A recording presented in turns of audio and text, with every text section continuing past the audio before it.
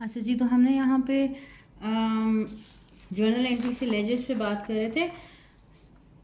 जहाँ जहाँ journal entries में कैश है वो हमने लिख देना था इन कैश लेजर में। पहले कैश डेबिट हो रहा था तो हमने कैश की डेबिट साइड पे 60,000 रख दिया।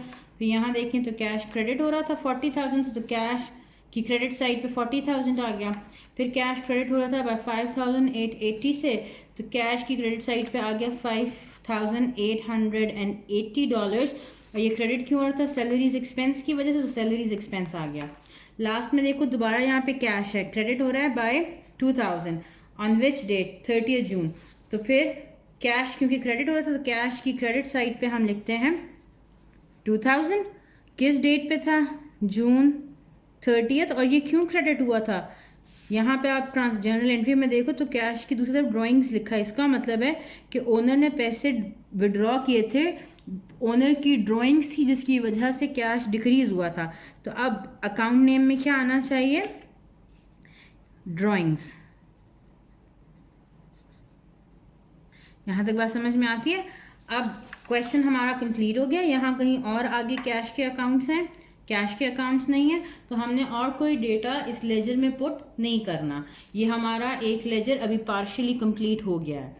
अगले स्टेप में क्या करते हैं वो थोड़ी देर बाद देखते हैं, ठीक है। अब कैश का लेजर हो गया, दोबारा जर्नल एंट्रीज पे आती हूँ और दोबारा जर्नल एंट्रीज में देखते हैं। अब कैश हमने कर लिया, इसके बाद कौन सा अकाउंट लिखा है? Capital of Campbell. तो अब एक लेजर क्रिएट करना है इस अकाउंट नेम का, कैपिटल ऑफ कैम्बल का। ये एक लेजर है। अब मैं दूसरा लेजर क्रिएट करती हूँ, मैं नाम है जिसका कैपिटल ऑफ कैम्बल। अब ये अलग लेजर है। जिस तरह कैश का लेजर बनाया वैसे ही अब कैपिटल का भी लेजर बनाना है। इसकी दो साइड्स होनी चाहिए, दो कॉलम्स बनाने हैं। एक कॉलम डेबिट है, एक कॉलम क्रेडिट है, ठीक है। डेबिट साइड पे फिर आगे तीन कॉलम्स होंगे। एक कॉलम होगा डेट का, फिर अकाउंट का, फिर अमाउंट का। सिमिलरली क्रेडिट साइड पे डेट, अकाउंट एंड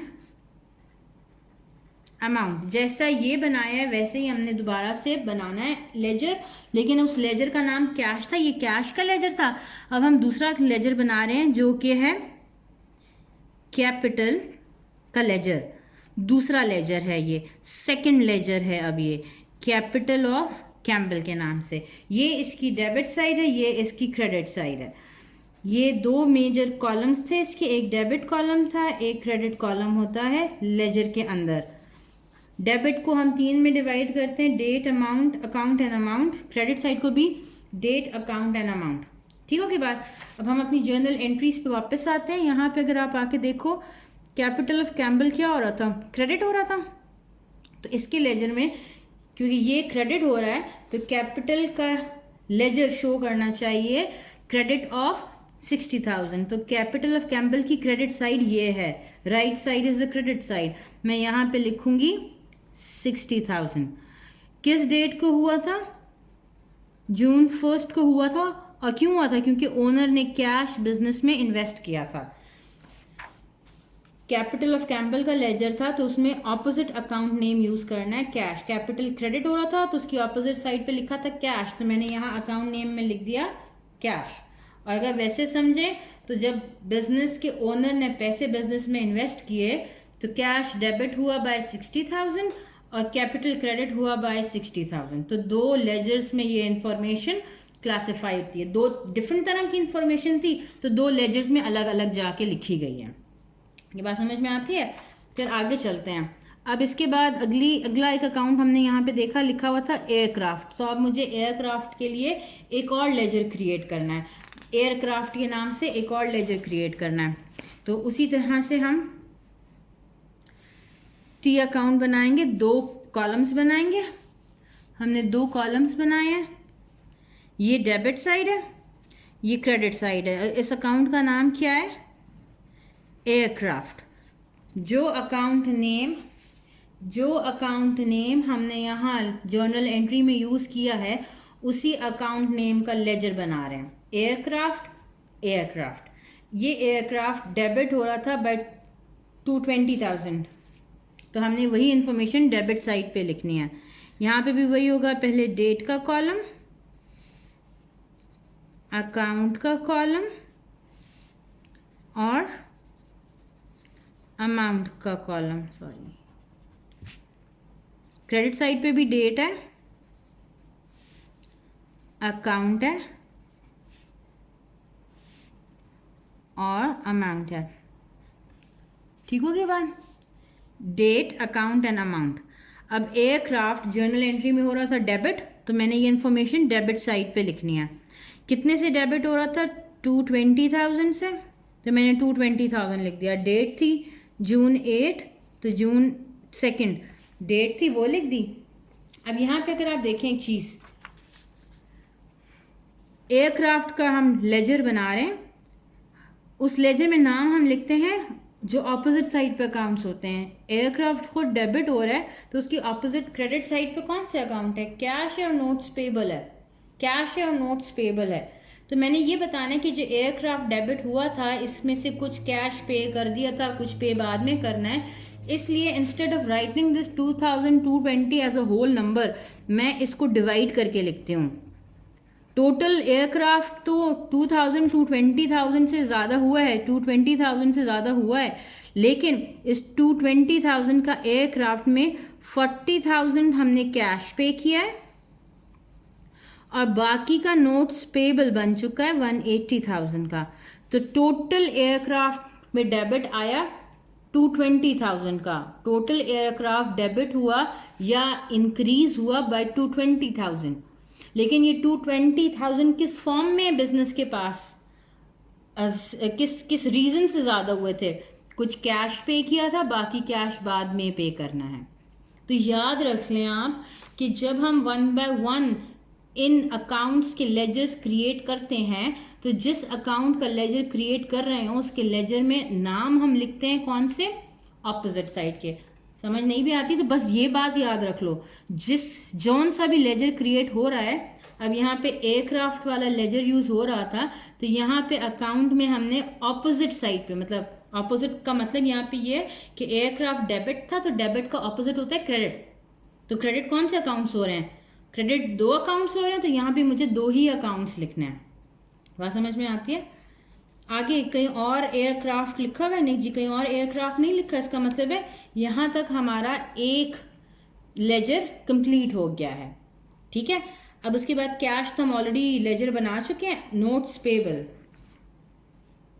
इसके बाद मैं लिखती हूँ notes payable. In the same way हमारे पास 2 साइड्स होंगी, डेबिट साइड और क्रेडिट साइड। मैं अभी लाइंस ड्रॉ नहीं कर रही, मैं आप जब पेपर में अटेम्प्ट करेंगे तो you have to draw these lines. मगर मैं टाइम को सेव करने के लिए डायरेक्ट अवे अब ये अमाउंट्स लिखूंगी। लेकिन आपने पेपर में अटेम्प्ट अगर क्वेश्चन आ जाए तो आपने ये वाली चीज़ें लिखनी है, हर लेजर में लिखनी है। नोट्स पेबल क्या हो रहा था? क्रेडिट हो रहा था 180,000। ऑपोजिट साइड पे कौन सा अकाउंट नेम लिखा है? एयरक्राफ्ट। तो नोट्स पेबल की क्रेडिट साइड पे मैं अमाउंट लिखूंगी 180,000। डेट क्या थी? जून 2। यहाँ अकाउंट नेम क्या आ जाएगा? ये ऐसे आएगा ना, आप लोग कॉलम ड्रॉ करें, मैं कॉलम ड्रॉ नहीं आगे से करूँगी। और यहाँ पे हम लिख देंगे एयरक्राफ्ट, जो शो करता है नोट्स पेबल क्रेडिट हुआ था बाय 180,000, लाइबिलिटी इंक्रीज हुई थी। क्यों? क्योंकि बिजनेस ने एयरक्राफ्ट खरीदा है जिसकी पेमेंट अभी करनी है। आगे और कोई नोट्स पेबल है? नहीं जी, आगे और कोई नोट्स पेबल नहीं है। उसका मतलब हमारा यहाँ तक इसमें काम ख़त्म हो चुका है। नोट्स पेबल के बाद हमारे पास अगला अकाउंट नेम है अकाउंट्स रिसीवेबल। तो अब अकाउंट्स रिसीवेबल के लिए हमने अलग से लेजर क्रिएट करना है। ये इसकी डेबिट साइड है, ये इसकी क्रेडिट साइड है। अकाउंट रिसीवेबल डेबिट हो रहा था 8,320 से। क्यों? क्योंकि सर्विस रेवेन्यू उसने दिया था ऑन जून 15। तो यहाँ पे मैं अकाउंट रिसीवेबल डेबिट हुआ था, तो डेबिट के कॉलम में अमाउंट में लिखूंगी 8,320। डेट वाज जून 15। और क्यों हुआ था? सर्विस रेवेन्यू की वजह से। दोबारा देखें, यहाँ पे अकाउंट्स रिसीवेबल डेबिट हुआ था अकाउंट रिसीवेबल डेबिट हुआ था due to some revenue earn, business ने रेवेन्यू अर्न किया था ऑन 15 जून, जिसकी वजह से अकाउंट रिसीवेबल डेबिट हुआ। तो यही इन्फॉर्मेशन अकाउंट रिसीवेबल का हम लेजर बना रहे हैं, तो ऊपर नाम लिखा अकाउंट रिसीवेबल, हो क्या रहा है, डेबिट हो रहा था, तो इसकी डेबिट की साइड पे हमने इन्फॉर्मेशन को क्लासिफाई करना है, लिखना है। कितने से डेबिट हुआ था, 8320 से डेबिट हुआ था, तो 8320 लिख दिया ऑन जून 15। और क्यों हुआ था, क्योंकि सर्विस रेवेन्यू मिला था। और इन सिंपल टर्म्स इस अकाउंट रिसीवेबल की ऑपोजिट साइड पे क्रेडिट क्या हो रहा है, सर्विस रेवेन्यू, तो यहाँ पे मैंने लिख दिया सर्विस रेवेन्यू। इसके बाद अगला लेजर बनाना है सैलरीज एक्सपेंस का।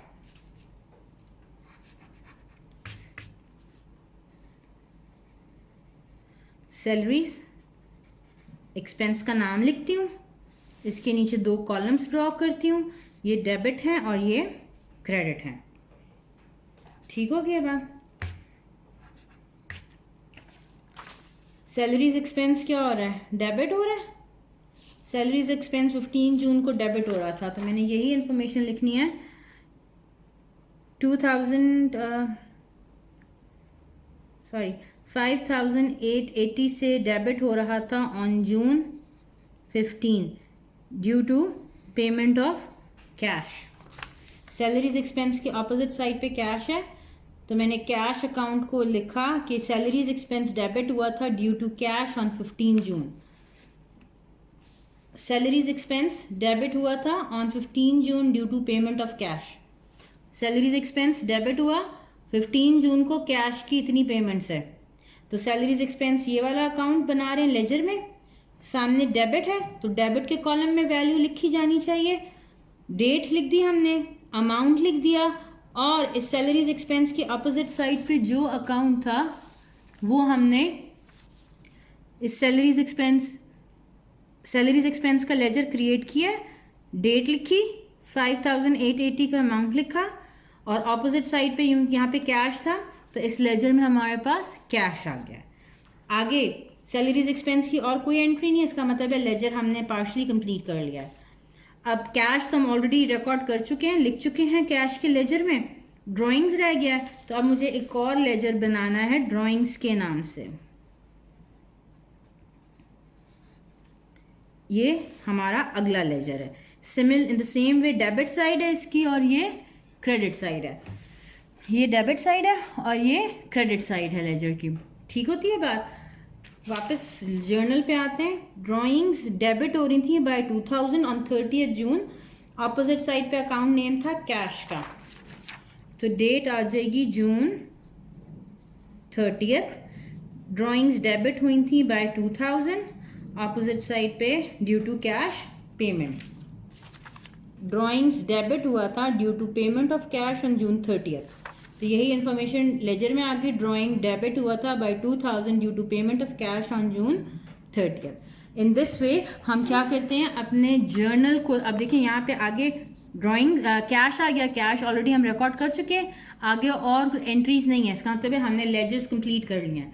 अगर इसके बाद और कोई एंट्री, कोई और अकाउंट नेम नया यूज हो रहा होता तो हम उसका अलग से लेजर क्रिएट करते हैं, और अगर सेम ही लेजर्स यूज होता, मतलब जैसे अकाउंट रिसीवेबल की कोई और एंट्री होती तो यहाँ अकाउंट रिसीवेबल में ही एंट्री हो जाती, जिस तरह हमने कैश में किया। ये था हमने किस तरह से अपने लेजर्स को क्रिएट किया हुआ है। ठीक है, ये हमने अपने लेजर्स को क्रिएट किया हुआ है। अब हमारे पास डिफरेंट लेजर्स थे जर्नल एंट्री से। पहला लेजर था कैश का, फिर कैपिटल ऑफ कैम्बल, फिर एयरक्राफ्ट, फिर नोट्स पेबल, फिर accounts receivable, salaries expense and drawings. All these are different ledgers. हमने 1 बाय 1 हर अकाउंट के लिए डिफरेंट लेजर क्रिएट किया। जहाँ पे सेम अकाउंट नेम यूज होता है, जिस तरह कैश मल्टीपल टाइम यूज हुआ, तो उस कैश के लिए हमने प्रीवियस लेजर को ही यूज किया टू अपडेट द इंफॉर्मेशन।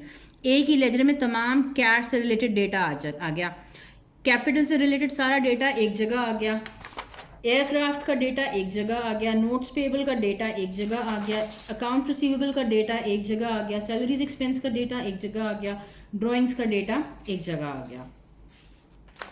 यहाँ तक बात क्लियर होती है। अब हमने क्या करना है, now we need to complete this ledgers. इस लेजर को कंप्लीट करने में एक स्टेप रह गया है, वो है हमने इन लेजर्स को बैलेंस करना है, इक्वल करना है, इनका टोटल फाइंड करके, इन लेजर्स का टोटल फाइंड करके इनको आपस में बैलेंस करना है। पहले तो हम ये करेंगे कि इन तमाम लेजर्स का टोटल फाइंड करेंगे, साथ में हमने बैलेंस करना है। बैलेंस करने का मतलब होता है, यहाँ पे देखें दो साइड्स हैं, डेबिट और क्रेडिट। तो debit should be equal to credit, याद है ना। अगर ये इक्वल नहीं होंगी तो somehow we need to make them equal. यहाँ पे हमारे पास एंड पे मैं एक लाइन ड्रॉ करती हूँ। थोड़ा सा मैं यहाँ पे स्पेस छोड़ रही हूँ, मैं खुद जानबूझ के छोड़ रही हूँ। क्यों छोड़ी है मैंने ये जगह, ये मैं आपको थोड़ी देर में बताती हूँ। मगर याद रखें, जब भी लेजर का टोटल फाइंड करें थोड़ी सी 1-2 लाइंस की स्पेस छोड़ें, फिर लाइन ड्रॉ करके ये डेबिट का कॉलम और क्रेडिट के कॉलम का सम फाइंड कर लें आप। फिर बता रही हूँ, जहाँ पे आप लेजर कंप्लीट कर लेते हैं 2-3 लाइंस की स्पेस छोड़ के लाइन ड्रॉ कर लें, ताकि आपको इन दोनों साइड्स का लेजर का टोटल फाइंड आउट हो जाए। अब यहाँ पे टोटल लिखेंगे, ये डेबिट साइड का टोटल होगा, ये क्रेडिट साइड का टोटल होगा। डेबिट साइड के टोटल में अब यहाँ पे तो है ही एक वैल्यू, तो यहाँ पे आ जाएगा 60,000। इसको ऐड करके मैंने अब बोला था कि जी debit side should always be equal to credit side.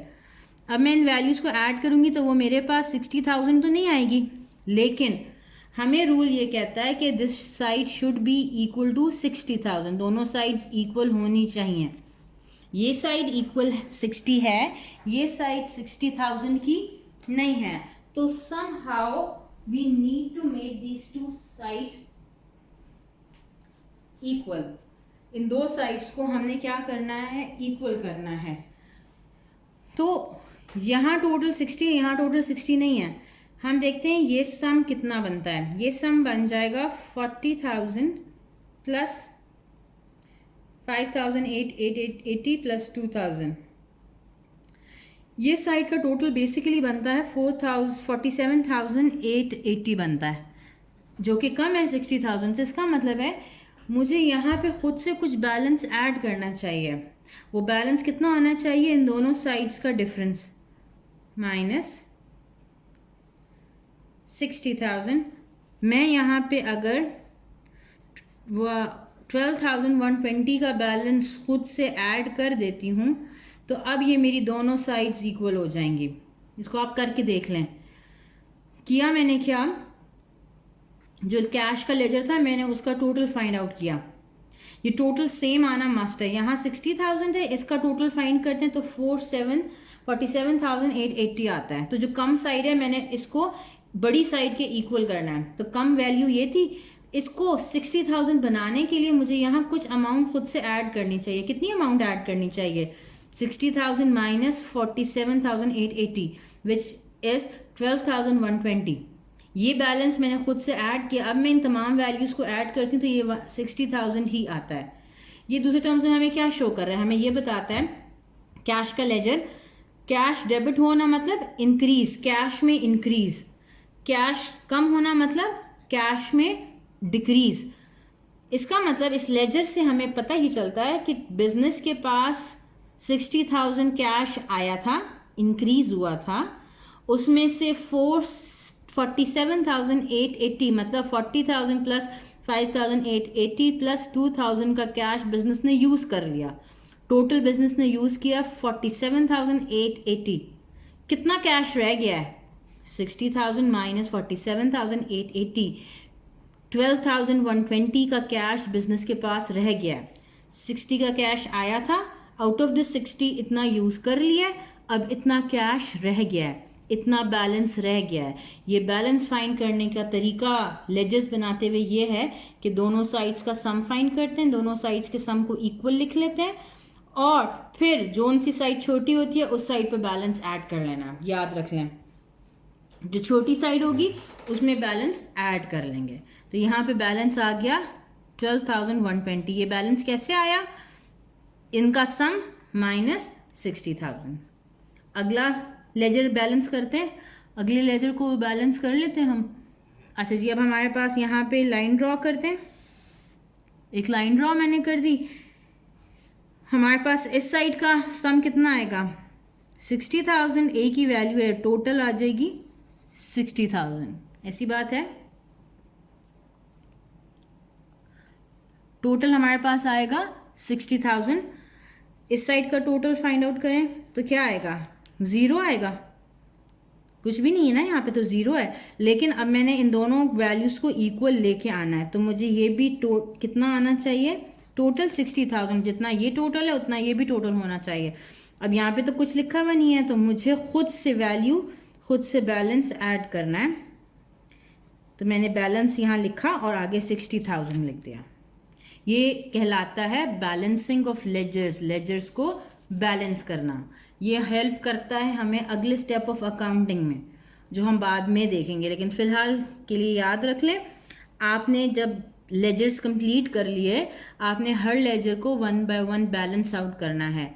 Balance करने का मतलब होता है इनके टोटल्स को इक्वल करना। जितना एक कॉलम का टोटल है उतना ही क्रेडिट कॉलम का भी टोटल होना चाहिए। इन केस कॉलम्स का टोटल इक्वल नहीं आ रहा होता, तो जो स्मॉलर साइड होती है वहाँ पे बैलेंस ऐड करके खुद से दोनों कॉलम्स को इक्वल कर लेते हैं, मतलब डेबिट और क्रेडिट को इक्वल कर लेते हैं। यहाँ डेबिट साइड बड़ी थी, क्रेडिट साइड छोटी थी, तो मैंने क्रेडिट साइड पे बैलेंस को ऐड किया ताकि दोनों का सम इक्वल आ जाए। यहाँ पे क्रेडिट साइड बड़ी थी, डेबिट साइड छोटी थी, तो मैंने बैलेंस ऐड किया डेबिट साइड पे ताकि दोनों का टोटल इक्वल आ जाए। इन द सेम वे यहाँ पे भी टोटल हम फाइंड आउट करते हैं। लाइन ड्रॉ कर दी, इसका टोटल 20,000 आ जाएगा। यहाँ पे टोटल 0 आ जाएगा, अभी तो कुछ भी नहीं है ना। तो इस 0 को इसके इक्वल करने के लिए मैं क्रेडिट साइड पे बैलेंस ऐड करूँगी, क्योंकि यहाँ पे स्मॉलर वैल्यू है as compare to debit side. तो मैंने क्रेडिट साइड पे बैलेंस ऐड करना है, कितना, 220,000। अब ये वाली साइड भी मेरे पास 220,000 बन चुकी है। क्लियर होती है बात। अगला लेजर था नोट्स पेबल का, इसको भी बैलेंस करना है। यहाँ पे टोटल आ जाएगा हमारे पास 180,000। इस साइड पे अमाउंट में कोई वैल्यू नहीं लिखी, तो यहाँ पे टोटल होगा 0 का, ठीक है ना। लेकिन हमने टोटल क्या करना है, बराबर करना है। तो यहाँ पे भी होना चाहिए 180,000 का टोटल, नहीं है तो यहाँ बैलेंस लिखेंगे और 180,000 लिख देंगे। बात समझ में आती है। अगला लेजर अकाउंट रिसीवेबल का था, इसको भी हमने टोटल करना है। इस कॉलम का टोटल हमारे पास आएगा 8,320। यहाँ पे कॉलम में अमाउंट में क्या लिखा हुआ है, कुछ नहीं, तो 0 है। इसको बराबर होना चाहिए इसके, तो बैलेंस लिख के ये अमाउंट यहाँ खुद से ऐड करते हैं ताकि हमारा ये बैलेंस 8,320 टोटल यहाँ पे भी आ जाए, टोटल यहाँ पे भी आ जाए। ये अमाउंट्स वाले कॉलम है, ठीक है ना। आप लोग खुद हर कॉलम ड्रॉ करेंगे। फिर यहाँ पे हम आ जाते हैं, इधर टोटल कितना आ जाएगा, इस कॉलम का 5,880। यहाँ पे कॉलम में कुछ भी नहीं लिखा, तो टोटल कितना है, 0 है। लेकिन this total should be equal to credit total, तो मैं यहाँ पे खुद से वैल्यू ऐड करती हूँ, बैलेंस लिखती हूँ और 5,880 लिख लेती हूँ। ठीक हो गई बात। अब मेरे पास यहाँ पे भी टोटल हो गया 5,880 का। लास्ट लेजर ड्राइंग्स का था, इसका सम टोटल आ गया हमारे पास कितना, 2,000 का। यहाँ का टोटल कितना है, यहाँ तो कोई एंट्री ही नहीं है, तो 0 टोटल है। लेकिन हमने दोनों का टोटल क्या करना है, सेम करना है। तो बैलेंस लिखती हूँ और यहाँ पे ऐड कर देती हूँ 2,000, ताकि यहाँ पे भी सम, इस कॉलम का सम भी हमारे पास कितना आ जाए, 2,000 का आ जाए।